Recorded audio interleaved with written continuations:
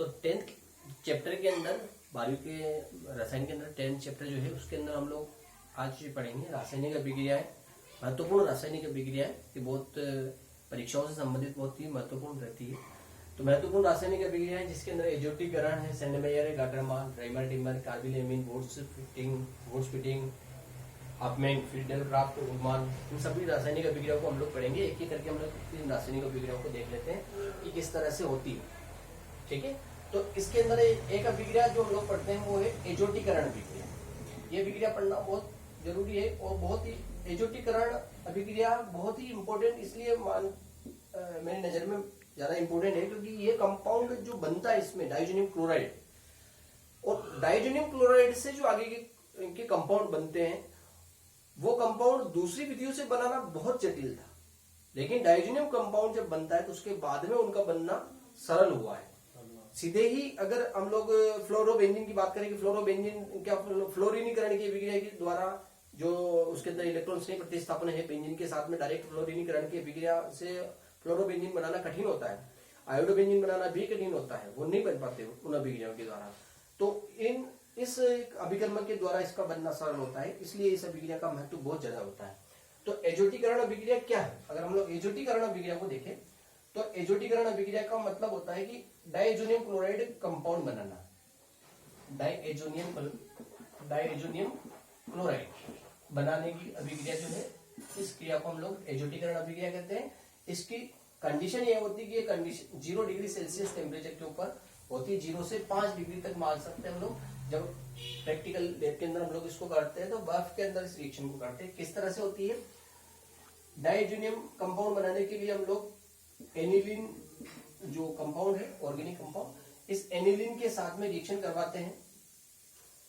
Aniline ये compound का नाम है और एनिलीन की रिएक्शन करवाई जाती है नाइट्रस अम्ल के सॉल्यूशन के द्वारा NaNO2 प्लस HCl के साथ में। इसकी प्रेजेंस में 0 डिग्री सेल्सियस से लेकर 5 डिग्री सेल्सियस के ऊपर ये रिएक्शन करवाई जाती है। NaNO2 प्लस HCl दो क्वांटिटी में 2 मोल हम लोग HCl लेते हैं और इसका जो कंपाउंड बनता है बहुत इंपॉर्टेंट कंपाउंड बनता है बेंजीन के ऊपर N2Cl, डाइएजोनियम क्लोराइड इसको हम लोग कहते हैं। बेंजीन डाई नियम लग रहा है, इसका मतलब इसके ऊपर प्लस है। एजोनियम क्लोराइड इस कंपाउंड का नाम होता है। तो डाइएजोनियम क्लोराइड है प्लस ये किस तरह से बना होगा? तो यहाँ पर N है, यहाँ से एक N यहाँ पर गया है, डाइएजोनियम N2 बन गया और उसके साथ में यहाँ से एक Cl इसके ऊपर जुड़ गया तो हो गया N2Cl।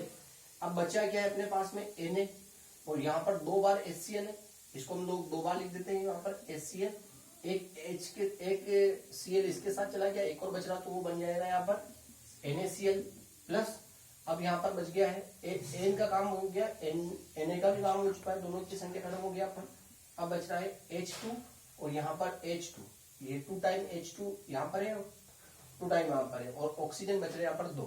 तो कहने का मतलब है 2 क्वांटिटी में H2O का फॉर्मेशन इसके अंदर हो जाता है। तो इस तरह से डाइएजोनियम क्लोराइड कंपाउंड बनता है। और डाइएजोनियम क्लोराइड जब कंपाउंड बनता है तो अब इसके अंदर हम लोग इससे बहुत इंपॉर्टेंट कंपाउंड बनाएंगे। कौन कौन से इंपॉर्टेंट कंपाउंड है और उसके आधार पर अभिक्रिया है। अगर हम लोग कहें एक अभिक्रिया जिसका नाम होता है सेंडमेयर अभिक्रिया, तो सेंडमेयर जो अभिक्रिया है ये सेंडमेयर अभिक्रिया इसी के ऊपर डिपेंड करती है। डाइएजोनियम क्लोराइड जो बनता है, इस डाइएजोनियम क्लोराइड की रिएक्शन जब हम लोग करते हैं CuCl या CuBr लिख सकते हैं हम लोग, Br चेंज कर देने पर यहाँ पर ये कंपाउंड चेंज हो जाएगा, इसलिए हम लोग Br लिख सकते हैं। तो यहाँ पर इसका ब्रोमो बन जाएगा, ये Br इसके ऊपर आकर जुड़ जाएगा और ये पूरा कंपाउंड का जो N2 रहता है इस रिएक्शन में एक सरल बात ये होती है कि जब भी इसकी रासायनिक अभिक्रिया आप लोग पढ़ेंगे इस कंपाउंड की तो N2 मुक्त तो होगा ही होगा। तो N2 प्लस यहाँ पर H और इसका जो रहता है ये CO है, ये साथ में निकल जाएगा और बना देगा CuCl। हमारा उद्देश्य ब्रोमो बेंजीन बनाने का था सेंडमेयर अभिक्रिया से। तो सेंडमेयर अभिक्रिया में हम लोग लिखेंगे, अगर लिखने की बात आती है कि क्या लिखा जाए, तो diazonium chloride, benzene diazonium chloride जब CuBr और HCl की प्रेजेंस में रिएक्शन करता है तो ब्रोमो बेंजीन का निर्माण करता है। यह अभिक्रिया सेंडमेयर अभिक्रिया कहलाती है। इसी प्रकृति की एक और अभिक्रिया है जिसको हम लोग कह सकते हैं यहाँ पर गाटरमान अभिक्रिया। इसी प्रकृति की अभिक्रिया है ये। गाटरमान रिएक्शन में सिर्फ इतना सा चेंजेस होता है कि ये जो हमने रिएक्शन लिखी है डाइजोनियम क्लोराइड के साथ में, तो डाइजोनियम क्लोराइड के साथ रिएक्शन करने के लिए हमने लिखा था CuBr प्लस HCl, तो यहाँ पर लिखा जाता है HCl और Cu कॉपर की प्रेजेंस में ये रिएक्शन होती है।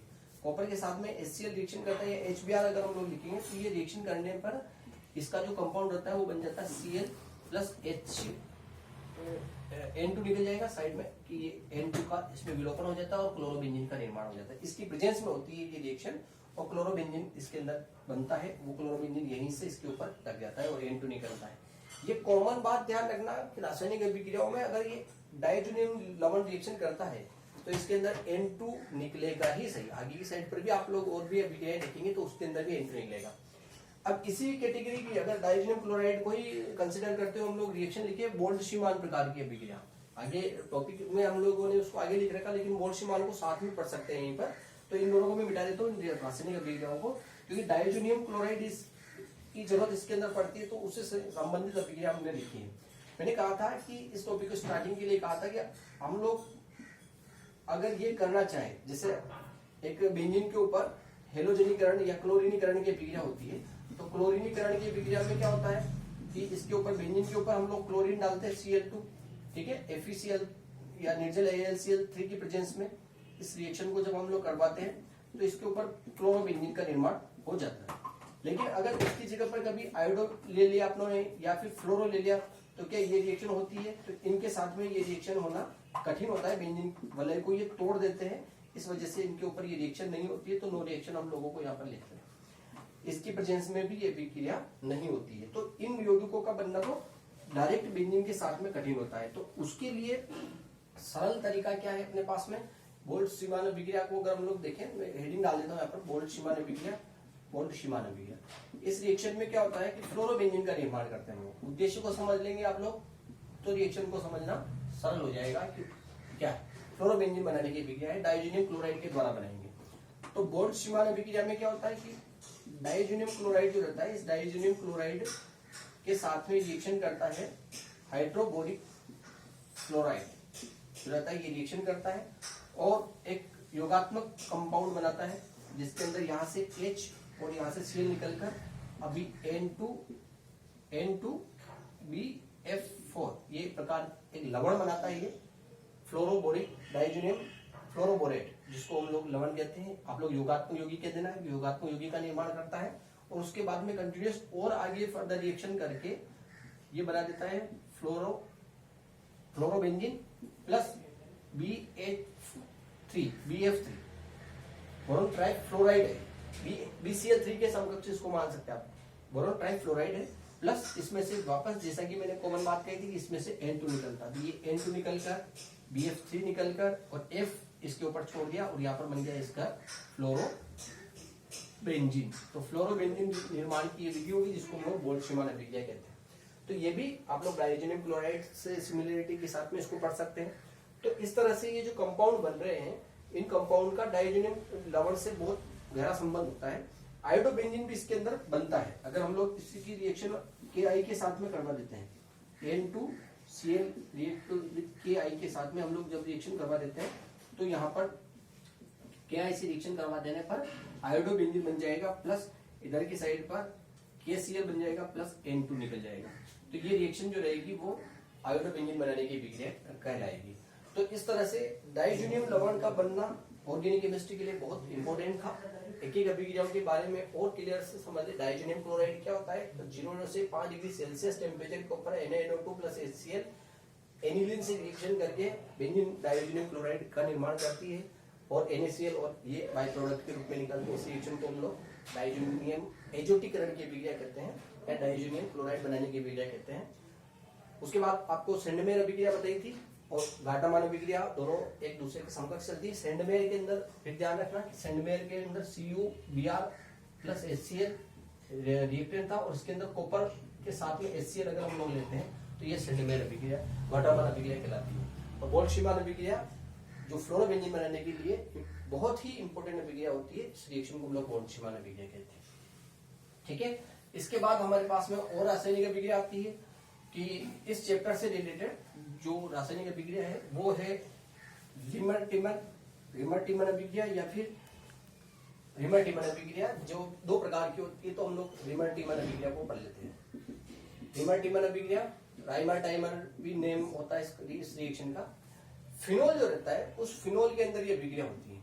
फिनोल, उसके ऊपर अगर हम लोग क्लोरोफॉर्म रिएक्शन करें CCl3 क्लोरोफॉर्म, किसी उपयुक्त क्षार मतलब NaOH है या KOH की प्रेजेंस में रिएक्शन करता है, गर्म करते हैं इसके अंदर। तो इसको जब क्लोरोफॉर्म के साथ में गर्म करते हैं तो इसके साथ क्लोरोफॉर्म जब गर्म होता है तो यहाँ पर एक कंपाउंड बनाता है OH plus CHO plus 3 quantity में KCl प्लस H2O इसके अंदर निकलते हैं, ये H2O निकलते हैं। अब ये किस तरह से रिएक्शन करते हैं, क्या बना, इस कंपाउंड का नाम होता है सैलिसैल्डिहाइड, जनरल नेम होता है सैलिसैल्डिहाइड। IUPAC में इसका नाम होता है ऑर्थो हाइड्रोक्सी बेंजेल्डिहाइड। ये इसका IUPAC सिस्टम में नाम होता है। ऑर्थो की जगह पर आप लोग टू भी लगा सकते हैं। तो सैलिसैल्डिहाइड जो रहता है ये कंपाउंड बनता है। जब ये कंपाउंड बन रहा है क्लोरोफॉर्म के साथ में तो हम लोग इसको सैलिसैल्डिहाइड कहते हैं और उस रिएक्शन को रीमर-टिमर अभिक्रिया भी कहते हैं। रीमर-टिमर के दो पैटर्न होते हैं। अगर हम लोग इसको एल्डिहाइड तक रखते हैं तो यहाँ पर आपको क्लोरोफॉर्म लेना पड़ता है, और अगर बेंजीन के साथ फिनोल के साथ में आप लोगों ने CCl4 ले लिया, CCl4, तो CCl4 ले लोगे तो यहाँ पर 4 क्वांटिटी में ही आपको KOH लेना रहेगा। यहाँ पर अपनों ने इसको 3 क्वांटिटी में लिया क्योंकि क्लोरीन भी 3 है, ये याद रखने का तरीका। 3 क्लोरीन में यहाँ पर 4 है तो 4 ले लेंगे, और इसके साथ में जो कंपाउंड बनेगा OH, और यहाँ पर आप लोगों को लिखना पड़ेगा COOH। यहाँ पर एक कम था तो आप लोगों ने एल्डिहाइड लिख दिया, और यहाँ पर ये बनेगा 4 क्वांटिटी में KCl बन जाएगा प्लस H2O का यहाँ पर विलोपन हो जाएगा 4 क्वांटिटी। तो यहाँ पर बात क्या हो गई, इसका नाम आप लोगों ने सैलिसैल्डिहाइड कहा था, अब इसका नाम हो जाएगा सैलिसिलिक अम्ल। तो सैलिसिलिक अम्ल जो रहती है उसका निर्माण हो जाएगा। और अगर IUPAC सिस्टम में इसको कहोगे तो 2 हाइड्रोक्सी बेंजोइक अम्ल, बेंजोइक एसिड इसका नाम हो जाता है। तो ये कंपाउंड जो बनता है ये भी राइमर-टिमर अभिक्रिया है और ये भी राइमर-टिमर अभिक्रिया है। तो राइमर-टिमर अभिक्रिया मतलब होता है फिनोल क्लोरोफॉर्म के साथ उपयुक्त क्षार KOH या NaOH भी लिख सकते हैं, उसके साथ में गर्म करने पर अपने को सैलिसैल्डिहाइड का निर्माण करती है। इस रिएक्शन को हम लोग राइमर-टिमर अभिक्रिया कहते हैं। इस रिएक्शन को हम लोग राइमर-टिमर एल्डिहाइड संश्लेषण कह सकते हैं। इस रिएक्शन को राइमर-टिमर कार्बोक्सिलिक अम्ल अभिक्रिया कहते हैं। अब ये किस तरह से बनेगी, अगर इसका सरल रूप देखें हम लोगों की, सरल इसको कर दें और किस तरह से सरल किया जा सकता है, तो सरल करने का ये तरीका है कि यहाँ पर H है सही, यहाँ पर कार्बन, ये हाइड्रोजन, इसको 3 बार क्लोरीन लिख दिया आपने, ये हो गया, और 3 टाइम हम लोग इसको KOH लिख देते हैं, KOH ये हो गया KOH अपने पास में, ठीक है। अब यहाँ से क्या होगा, H निकला है और उसकी जगह पर एक कार्बन अटैच हो गया, और K के साथ में ये Cl निकल गए, 3 क्वांटिटी में Cl बन गए, और बेंजीन के ऊपर इस तरह से OH पहले से लगा हुआ था, यहाँ पर कार्बन लग गया, कार्बन लगा, और यहाँ से H निकल चुका है, H निकल कर कार्बन लग गया, और CH है, C के साथ में H बाइंड है, और इसकी संयोजकता जो रहती है, कार्बन की संयोजकता 4 है। 4 में से हम लोग यूं कह सकते हैं कि यहाँ से इसके ऊपर 2 क्वांटिटी में OH यहाँ से जुड़ेंगे, ये 2 OH जो रहेंगे इस कार्बन के ऊपर जुड़ जाएंगे, 2 OH जुड़े, और अब एक OH और बच रहा है, एक OH है और एक OH ये है, H और H, 1 2, और यहाँ से H जो रहेंगे ये OH तो इसके ऊपर जाकर जुड़ गए। अब क्या होगा कि इसको हम लोग अगर देखें तो ये यहाँ से एक और H2O का विलोपन यहाँ से करेगा, तो बेंजीन के ऊपर OH तो है सही, यहाँ पर CH हो गया, और इधर की साइड पर ये ऑक्सीजन इसके ऊपर रह गया, और H2O का विलोपन यहाँ से कर दिया। एक H2O यहाँ से निकल गया, एक H2O यहाँ से निकलेगा, H और एक H ये वाला H2 एंड एक ऑक्सीजन ही बच रहा, तो H2O का निर्माण ये यहाँ से कर देगा। तो कुल मिलाकर यहाँ पर 2 H2O निकलेंगे, तो 2 H2O का निर्माण ये करेगा। तो ये रासायनिक अभिक्रिया को समझने का एक सरल सा तरीका था जो एल्डिहाइड फॉर्मेशन के लिए है, रीमर-टिमर अभिक्रिया, ठीक है। नेक्स्ट अभिक्रिया अपना देख लेते हैं कि नेक्स्ट अभिक्रिया किस प्रकार से होगी इसके अंदर। कार्बिल एमीन अभिक्रिया, इस चैप्टर के अंदर क्लोरोफॉर्म से रिलेटेड एक और अभिक्रिया है, ये कार्बिल एमीन अभिक्रिया। नाम से पता चल रहा है इसके अंदर कि कार्बिल एमीन में अगर आप लोग नाम से ही चेक कर लेंगे इसको तो समझ में आ जाएगी रिएक्शन किस प्रकार से। C और N इसको कार्बिल एमीन पढ़ते हैं, कार्बिल एमीन के रूप में इसको पढ़ते हैं, ट्रिपल बॉन्डेड। तो साइनाइड का फॉर्मेशन जब हो रहा है इसके अंदर तो इसको हम लोग कार्बिल एमीन अभिक्रिया कहते हैं। इस तरह से कार्बिल एमीन अभिक्रिया हो रही है कि बेंजीन के साथ में हम लोग जब NH2 लगा देते हैं, एनिलीन, एनिलीन जो रहता है ये क्लोरोफॉर्म के साथ रिएक्शन करता है CH3Cl, और क्लोरोफॉर्म के साथ में जब इसको गर्म करते हैं हम लोग केवच की प्रेजेंस में, क्षार डालकर इसको गर्म किया जाता है तो दुर्गंध युक्त पदार्थ बनता है, जिस पदार्थ को हम लोग कहते हैं NC, आइसोसाइनाइड का निर्माण करता है ये। तो आइसोसाइनाइड का निर्माण, यहाँ पर अपनों ने इसको साइनाइड लिखा है, आइसोसाइनाइड बोलेंगे इसको। तो NC का निर्माण करता है ये, NC का निर्माण करने के लिए आइसोसाइनाइड बनता है। इस आइसोसाइनाइड को हम लोग कार्बिल एमीन कहते हैं। और ये 3 क्वांटिटी में यहाँ पर भी अपने पास में KOH रहेंगे, तो यहाँ पर 3 क्वांटिटी में KCl का निर्माण होगा, और उसके बाद में यहाँ पर H2O का निर्माण हो जाएगा कि 3 क्वांटिटी में H2O यहाँ पर बनेंगे। H2O देख लेते कितने बन जाएंगे यहाँ पर, N1 तो 3 और 3 6, तो ये यहाँ पर 3 क्वांटिटी में H2O का निर्माण होगा। इस यौगिक को हम लोग कहेंगे कार्बिल एमीन, कार्बिल एमीन इसको कहेंगे, जो कि आइसोसाइनाइड है, बेंजीन आइसोसाइनाइड है। तो कार्बिल एमीन बना, ये दुर्गंध युक्त पदार्थ होता है, दुर्गंध युक्त पदार्थ है ये, तो इस वजह से इसको हम लोग दुर्गंधनीय पदार्थ कहेंगे और कार्बिल एमीन अभिक्रिया कहेंगे। ठीक है, ये क्लोरोफॉर्म के साथ में होने वाली एनिलीन की अभिक्रिया है। इस कंपाउंड का नाम एनिलीन है, एनिलीन के साथ में ये रिएक्शन करता है, अल्कोहल हो गया। अब इसी प्रकार इसके अंदर एक और इंपॉर्टेंट अभिक्रिया है जिसका नाम होता है वुड्स अभिक्रिया। वुड्स अभिक्रिया जो कि एल्केन्स की नंबर बढ़ाने के लिए, कार्बनों की नंबर बढ़ाने के लिए बहुत महत्वपूर्ण अभिक्रिया होती है। 11th क्लास में भी इसके बारे में हम लोग पढ़ लेते हैं। इसके अंदर शुष्क ईथर की उपस्थिति में, शुष्क जो ईथर रहता है उस शुष्क ईथर की उपस्थिति में यह अभिक्रिया होती है, और सोडियम धातु इसके लिए बहुत महत्वपूर्ण घटक है। तो RX जो रहता है उसके 2 मोल्स रिएक्शन करते हैं। आप लोग U भी लिख सकते हैं, RX, आप लोग U भी लिख सकते हैं कि 2RX, आप लोग U भी लिख सकते हैं कि RX के साथ में 2, हम लोग इसको U लिख देते हैं, RX के साथ में U रिएक्शन होती है, शुष्क ईथर की उपस्थिति में रिएक्शन होती है, और सोडियम धातु के साथ में जब ये रिएक्शन करता है तो यहाँ पर R एंड R का संश्लेषण कर देता है, प्लस 2 क्वांटिटी में NaX का निर्माण हो जाता है। R की जगह पर अगर हम लोग रिप्लेस करें सबसे छोटा R, मतलब मेथिल क्लोराइड अगर अपनों ले लिया, 2 क्वांटिटी में Na ले लिया अपनों ने, और क्लोरोमेथेन वही बात है, उस इसको U लिखे भले इस तरह से लिखे, बात एक ही, नाम में चेंजेस नहीं होगा। और शुष्क ईथर की उपस्थिति में जब रिएक्शन करवाते हैं हम लोग तो ये कंपाउंड बना देगा CH3 प्लस 2 NaCl, ये हो गया अपने पास में एथेन, और इधर की साइड था क्लोरोमेथेन। तो क्लोरोमेथेन जो रहता है, क्लोरोमेथेन से एथेन बनाने की प्रक्रिया अपने पास में वुड्स अभिक्रिया के थ्रू मिलती है। वुड्स अभिक्रिया बहुत इंपॉर्टेंट अभिक्रिया होती है कार्बनों की संख्या बढ़ाने के लिए, लेकिन इसका एक सीमा है, इसकी लिमिटेशन है, और वो लिमिटेशन ये होती है कि इससे कार्बन नंबर 1 वाला एल्केन प्राप्त नहीं होता है। इस रिएक्शन से एल्केन कार्बन से ज्यादा वाला, एक कार्बन से ज्यादा वाला बनेंगे इसमें, मतलब एथेन बनेगा, प्रोपेन बनेगा, और कुछ आगे वाले जितने बन सकते हैं, लेकिन इसके अंदर एक नहीं बनेगा, एक वाला मीथेन इससे प्राप्त नहीं होता है। तो ये है इसके अंदर। कभी कभी इसका इम्प्लीमेंटेशन के रूप में इस रिएक्शन को जरूर पूछते हैं कि इम्प्लीमेंटेशन इसका क्या है। जैसा कि कभी कंपाउंड दे दिया अपने पास में कि CH3 CH और ये CH3, और इधर की साइड पर दे दिया CH CH3। इस कंपाउंड को बनाना है अपने को वुड्स अभिक्रिया के द्वारा।